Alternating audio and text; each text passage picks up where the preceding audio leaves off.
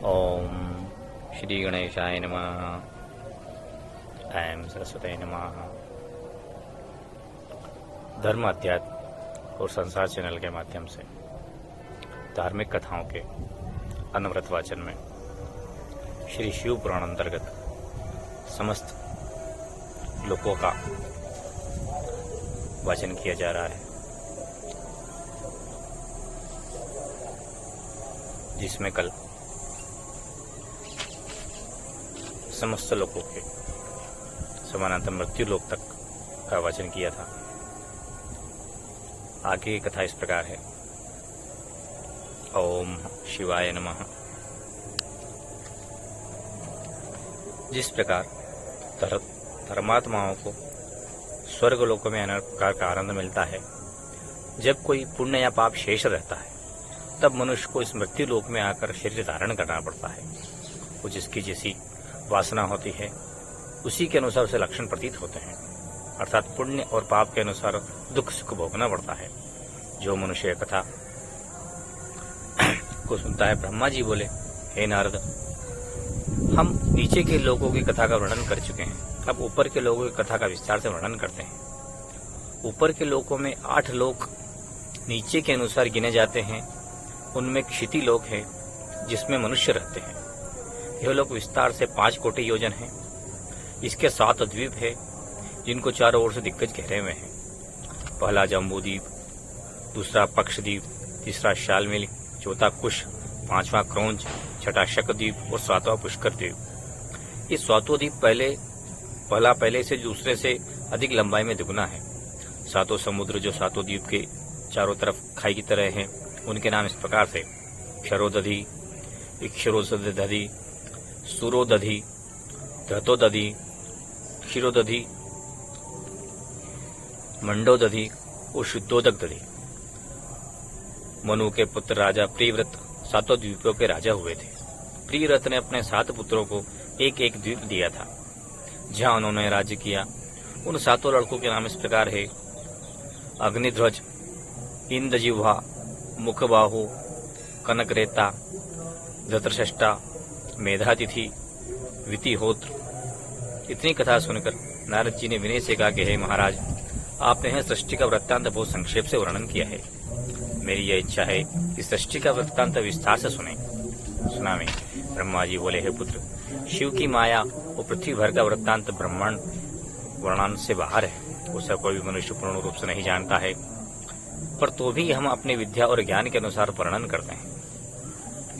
यह जम्बूद्वीप विस्तार में 90 योजन है। कमल के फूल के समान गोल और बराबर है। इसके भीतर 9 खंड और 8 पर्वत है। उन खंडों के नाम भद्राशव, हरिवर्ष, किमपुरुष, भारत खंड वह है जहां पर अभी हम लोग निवास कर रहे हैं। उसके बाद केतुमाल, रम्यक, हिरण्यमय, कुरु, इलावर्त, यह 8 खंडों के बीच में है।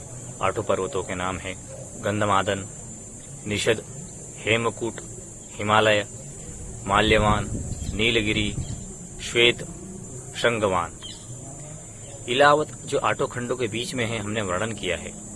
उसकी नाभि में सुमेरी नामक एक पर्वत समस्त पर्वतों का राजा है, जो स्वर्ण ही का ही है। यह द्वीप बीचों बीच में बड़ा सुशोभित है। इलावर्त के चारों ओर बहुत से पर्वत हैं। पूर्व की ओर 1, दक्षिण की ओर 3, पश्चिम की ओर और 1 उत्तर में 3 पर्वत स्थित है। सुमेरु को चारों ओर से 4 पर्वत घेरे हुए हैं, अर्थात पहला मंदर, दूसरा मेरु, तीसरा सुपार्श्व, चौथा कुमाद। इन पर 4 वृक्ष हैं। पहला आम्र, दूसरा जामुन, तीसरा कदम्ब और बरगद। यह 4 समुद्र हैं। पहला दधि का, दूसरा शहद का, तीसरा शरबत का, चौथा शुद्ध जल का। वहां देवताओं के बाहर निमित्त 4 वन बने हुए हैं: नंदन वन, क्षेत्ररथ, वैभ्राजक और सर्वतोभद्र। मेरु के पूर्व की ओर 2 पर्वत हेमकुट और देवकुट नामक हैं। दक्षिण की ओर कैलाश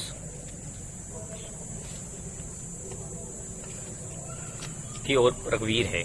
त्रिशंक और मकर उत्तर की ओर है। सुमेरु के ऊपर विचित्र नगर बसे हुए हैं। ईशान कोण की ओर सदा शिवजी विराजमान रहते हैं। बीच में मेरा अर्थात ब्रह्मा जी का स्थान है। नैऋत्य दिशा में विष्णु भगवान का लोक है, अर्थात तीनों देवता अपने गणों सहित अपनी अपनी पुरी में रहते हैं। उसके 8 दिक्पति भी हैं। हे नारद, ये नवखंड जम्बूद्वीप हैं जो ऊपर वर्णन किए गए हैं। इन नवखंड में भरतखंड धर्म क्षेत्र अर्थात शुभ कार्य करने के योग्य हैं, क्योंकि इस खंड में शुभ कार्य करने से उत्तम फल प्राप्त होता है। इस कर्म भूमि में मनुष्य पुण्य करके उत्तम फल और पाप करके निष्कटक भी फल भोगता है। इसमें युग भी बदलते रहते हैं। शेष समस्त ब्रह्मांडों में खड्गों में त्रेता युग बना रहता है। सब मनुष्य यहाँ सदा प्रकार के प्रसन्न रहते हैं और देवताओं के समान 10 सहस्त्र हाथियों का बल रखते हैं। ब्रह्मा जी बोले, हे नारद, सब खंडों के रहने वाले शिव की पूजा और सेवा में लगे रहते हैं, जैसा कि वर्णन किया है। मधुखंड में शेषनाग जो नागों के राजा हैं, बड़े प्रेम से सदाशिव का पूजन स्तुति करते हैं। दंडवत करते हुए कहते हैं कि हे सदाशिव, हम तुम्हारे शुभ चरणों का जो लाल कमल के समान है ध्यान करते हैं। तुम मृत्यु को जीते हुए हो, जो तुम्हारी इच्छा होती है उसी प्रकार का रूप धारण करते हो। तुम्हारी माया सब संसार को मोहे रखती है, वही समस्त कार्य करने की शक्ति रखती है। तुम्हारे तीनों गुणों से ब्रह्मा विष्णु हर अवतार लेते हैं। तुम ही संसार में उत्पन्न करने वाले, पालन करने वाले और नष्ट करने वाले हो। आप ही से संसार उपजता है। तुम सबसे भिन्न हो। देवता, मुनि, मनुष्य समस्त तुम्हारे अधीन हैं। तुम्हारे माया रूपी रस्सी से बंधे हुए हैं, जिनकी अधीन होकर सब मनुष्य अपना अपना कार्य करते हैं। वो शुद्ध स्वरूप आप ही हैं, क्योंकि सब जीव तीनों गुणों के भूले हुए हैं, इससे आप उन्हें देख नहीं पाते।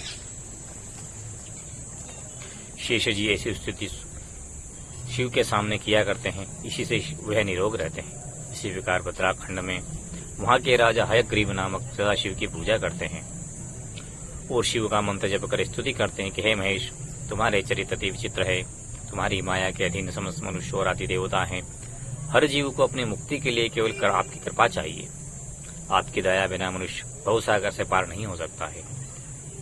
हरिवर्ष खंड में विष्णु के अवतार नरसिंह जी शिव जी की पूजा और ध्यान करके मंत्र जपते हैं और अति प्रेम से शिव जी की स्तुति करते हैं कि हे देवताओं के देवता शिव शंकर जगदीश, हम पर कृपा करो। तुम्हारे समान और कोई देवता नहीं है। तुम्हारी सेवा समस्त देवता और मुनि करते हैं। हे ईश गिरिजापति, सबके स्वामी, सब संसार में श्रेष्ठ, सबके उपजने वाले, आप किसी से नहीं उपजे हैं।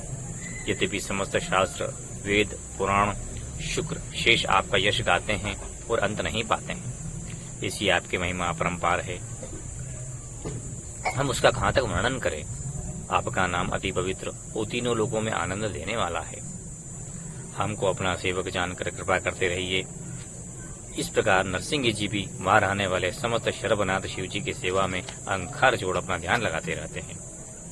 किम पुरुष खंड में वहां के राजा समेत श्री रामचंद्र जी शिव जी की पूजा करके उन्हीं का मंत्र जपते हैं और अति प्रेम के साथ शिव जी का यशगान गाकर स्तुति करते हैं कि हे शिवशंकर, रुद्र, दीन बंधु, दुख के दूर करने वाले सबके स्वामी, आपने राजा काम का उद्योग पूर्ण किया और शबर की इच्छा पूरी की। चंद्रशेखर और श्रीकर को मुक्ति दी। धर्मगुप्त, शुचिव्रत और सत्य सिंधु को कृतार्थ कर दिया। शर्व अवतार रखकर नरसिंह का गर्व दूर किया। आप अति दयालु हैं, अपने भक्तों को मोक्ष देते हैं, हर प्रकार की शरण में आए हुए को तारने वाले हैं। आप अपने भक्तों को दुखी नहीं देख सकते हैं, इसी अति भयंकर स्वरूप धारण करते हैं और आपको हमारा दुख अच्छा नहीं लगता है। इससे आप हमारे दुख दूर करने के लिए आपने हनुमान का अवतार धारण किया और श्री सीता जी के वियोग सागर से हमें डूबते थे उससे पार लगाया। हमने आप ही की कृपा से रावण और रावण का वध किया। सब लोगों को राज्य को हमको प्राप्त हुआ, वह केवल आप ही की चरण सेवा का परिणाम है। भरतखंड में नर नारायण सदाशिव जी की पूजा करके शिव के मंत्र का जाप करते हैं और यह स्तुति करते हैं कि हे ईश शंकरनाथ, आप समस्त जगह प्रकट और वचन, इंद्रिय और विचार अति से बाहर हैं। आपके वर्णन से वेदों को भी आश्चर्य है। आप परमेश्वर, परम पुनीत, प्रलय करने वाले और अप्रमेय दया के खान हो। ब्रह्मा, विष्णु, सनगादिक आपकी सेवा में लगे रहते हैं। आपकी माया संसार को इतना वश किए हुए हैं और इतना संसार के अधीन किए हुए हैं कि सबको नट की तरह नचाते हैं। कोई ऐसा स्थान नहीं है जहां आपकी माया प्रवेश नहीं कर सकती है। पर जो मनुष्य आपकी शरण में आए हैं वे निसंदेह इस माया जाल से छूट जाते हैं और आनंद में रहते हैं। हे नारद, नर नारायण के तपोबल से श्री शिव जी ने अपनी भक्त नर नारायण के निकट ही स्थित रहते हैं। उस स्थान का नाम संसार में केदारनाथ से प्रसिद्ध है, जहाँ शिव जी ने सेवा करने से पाप नष्ट हो जाते हैं। जो मनुष्य केदारनाथ में अपने शरीर को डुबो देता है वे तुरंत मुक्ति पाकर अनंत काल तक सुख भोगते हैं। केतु मालखंड में कामदेव अपनी सेना और उनके सहित खड़ग के राजा सहित शिव की पूजा में प्रवृत्त रहकर शिव जी का नाम लिया करते हैं और स्तुति करते हैं। हे ईश मायापति शंकर, मुझ पर कृपा करो, आप दुष्टों को अति भय देने वाले हैं। मैंने सत्य मार्ग को ग्रहण कर आपको पहचाना है।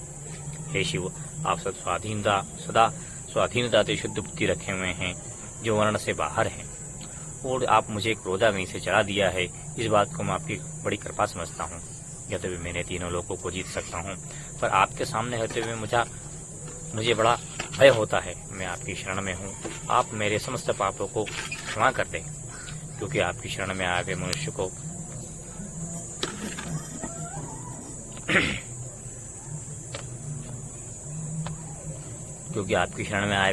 का पक्षपात करते हैं। ब्रह्मखंड में मनुष्य स्वरूप विष्णु जी के पूजन है। इसी प्रकार शिव जी की सदा स्तुति करते रहते हैं कि हे जगदीश, आप ब्रह्मांड के महाराजाधिराज हैं, आपकी चरणों में लक्ष्मी निवास करती है। ब्रह्मा, विष्णु और तीनों देवता आपके दर्शन से पवित्र हो जाते हैं। आप पर ब्रह्म परमात्मा हैं, आपके महिमा शेष आदि वर्णन नहीं कर सकते हैं। हिरण्यखंड में लक्ष्मीपति पितृगणों समेत शिव की सेवा में रहते हैं, शिव का मंत्र जाप करते हैं और इसी तरह स्तुति करते हैं कि हे देवताओं के ईश, शरण में आए मनुष्य का पालने वाले और भक्तों को आनंद देने वाले हैं। दीनानाथ त्रिभुवनाधिपति समस्त प्रकार के शुद्ध आपका यश वेद वर्णन करते हैं। आपकी महिमा अनंत है। आपने चंद्रसेन को कृतार्थ कर दिया और करुणानिधि को मुक्ति दी। गुणनिधि को मुक्ति दी। मुझ पर कृपा करिए और मेरे दुख को निवारिए। कुरुखंड में विष्णु का अवतार वाराह शिव की पूजन करके षडाक्षर मंत्र जपते हैं और स्तुति करते हैं कि हे कामदेव के जलाने वाले गिरिजापति, आप समस्त संसार के स्वामी हैं। आपने गज, गंगा, हर, श्रीकर, नंदी, किरात आदि को मुक्ति दी है।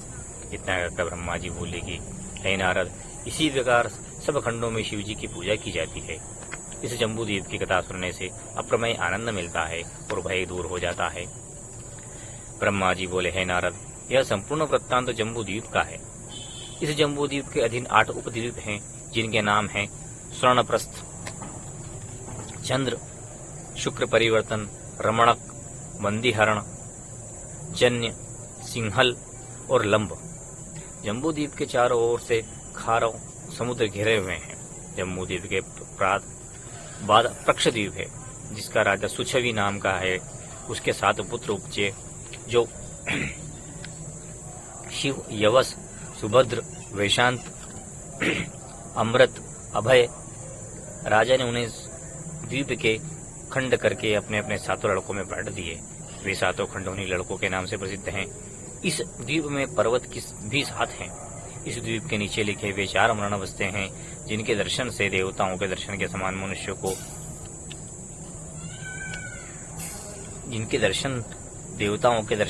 मनुष्य को कठिनता से मिलते हैं। वहाँ के 4 वर्णों के नाम हैं ऊर्ध्वयान, परमहंस, पतंग, सत्यांग। ये समस्त सूर्य की पूजा करते हैं और सूर्य का मंत्र जाप करते हैं और यह कहते हैं कि सूर्य देवता, तुम समस्त रोगों को नष्ट करने वाले हो। तुम्हारा शरीर 3 गुणों से युक्त है। तुम सदाशिव स्वरूप हो। तुम्हारे उदय होने से पृथ्वी में प्रकाश होता है। तुम शिव की अष्टमूर्ति में से एक मूर्ति हो। तुम्हारी बड़ी महिमा है। तुम्हारी सेवा हम सब करते हैं। कृपा करके हमारे दुख दूर करें। यह संक्षेप में पक्षद्वीप का वर्णन है। अब शाल्मली द्वीप का वृत्तांत सुने। उसी के समान द्वीप में आनंद नहीं कहीं और नहीं है। वह पक्षद्वीप से दुगना बड़ा है। उसको सुरोध समुद्र चारों ओर से घेरे हुए है। प्रियव्रत का पुत्र यज्ञबाहु नामक राजा उस द्वीप का राजा हुआ। उसके 7 पुत्र उपजे, जिनके नाम है सुरोचन, सोमस्व, रमणक, देवभद्र, भद्र, अप्ययायन अभिज्ञाता। राजा यज्ञवाहु ने शालमलिक द्वीप के 7 भाग करके समस्त लड़कों में बांट दिए। उन्हीं के नाम से यहाँ 7 खंड हुए। इस द्वीप में 7 नदियां और 7 पर्वत है। वहाँ के निवासी शिव को चंद्रमा का स्वरूप जानकर उनको पूजते हैं, क्योंकि वेद ने चंद्रमा को भी शिव का स्वरूप बताया है। जो स्तुति करते हुए कहते हैं कि हे चंद्रमा, शीतल स्वभाव से आप सबको प्रसन्न करने वाले हैं। आप मानो अमृत का कुंड हैं। आप ही से समस्त जड़ी बूटियां तैयार होती है। आपकी महिमा वेद पुराण का वर्णन करती है। संसार की आरोग्यता आपसे ही है। इसके उपरांत कुशद्वीप है, जिसे कर्तव्य चारों ओर से घेरे रहते हैं। उसका राजा हिरण्य हुआ, जो प्रियव्रत का पुत्र था। उसके 7 पुत्र उपजे, जिन्होंने पहले अपने पिता के द्वारा 7 द्वीप पाए। वे द्वीप इन्हीं के नाम से प्रसिद्ध हुए। राजा हिरण्य द्वीपों को बांटकर तप में प्रवृत्त हुए। उन लड़कों के नाम हैं वसु, वसुदान, दृढ़ रुचि, नामगुप्त, सत्यव्रत, विवेक और वामदेव। इसमें भी पर्वत और नदियां 7 हैं। यहाँ के निवासी अग्नि को शिव पूजन जानकर उसका पूजा करते हैं। फिर कौन से द्वीप है, जिसे पयोदिति कह रहे हुए हैं? यह कुशद्वीप से दुगना बड़ा है। यह क्रोंच नामक एक पर्वत है। यहाँ स्कंद शिव विराजमान है। राजा धृतराष्ट्र, जो राजा प्रियव्रत के पुत्र हैं, उस द्वीप में राज्य करते हैं। उनके 7 पुत्र उपजे। राजा धृतराष्ट्र ने अपने द्वीप के 7 खंड कर 7 लड़कों में बांट दिए और आप वन में चले गए। वे 7 खंड का नाम इस प्रकार से हुए है: अनंत, बधु, अनंत, बुध, मेधा, धृष्ट, भ्रजिष्ठ, लोहित और वनस्पति। वहाँ 7 पर्वत और 7 नदियां हैं। वहाँ के निवासी शिव को जल स्वरूप समझकर उनका जाप करते हैं। शिव की यह स्तुति करते हैं कि हे परब्रह्म, आनंद के देने वाले, तुम्हारी स्तुति शनक आदि करके थन गए हैं और अंत को नहीं पहुंचे हैं। तुम प्रेम पावन स्वरूप हो। तुमने प्राणों की स्थिति में निमित्त अवतार धारण किए हैं। तुम्हारे आदि अंत कोई नहीं उपजता है। आप परब्रह्म सर्वोपरि हो। आपसे सबको तृप्ति प्राप्त होती है। उक्त स्तुति के उपरांत उसके उपरांत शाकद्वीप है, जिसकी लंबाई 33 लाख योजन है। इसको दधी सागर चारों ओर से घेरे रहते हैं। इस समुद्र के बाईं द्वीप के बराबर है।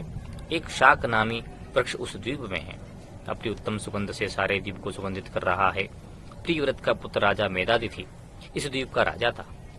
जब राजा मेधातिथि के 7 पुत्र उपजे, तो उन्होंने द्वीप को 7 खंड करके एक एक खंड समस्त लड़कों में बांट दिए। वे 7 खंड उन्हीं के नाम से प्रसिद्ध हैं। पहला खंड पुरोज है, दूसरा मनोज, तीसरा पौपान, चौथा धुम्रनिक, 5वां चित्ररूप, 6ठा बहुरूप, 7वां विश्वाधर। इस द्वीप के भी 7 समुद्र और 7 पर्वत हैं। वहाँ के निवासी पवन रूप सदाशिव को जानकर उन्हीं का मंत्र का जाप करते हैं और स्तुति करते हैं। शिव परमात्मा ईश 10 प्रकार के शरीर वे बिना तुम्हारे समस्त जड़ हैं। तुम तीनों लोकों के भीतर बाहर रहते हो और निष्पाप और निर्मल बने रहते हो। सारे संसार में प्रकट गुप्त दिखाई देते हो। तुम ही ब्रह्म हो, जिनका आदि मध्य अंत नहीं है।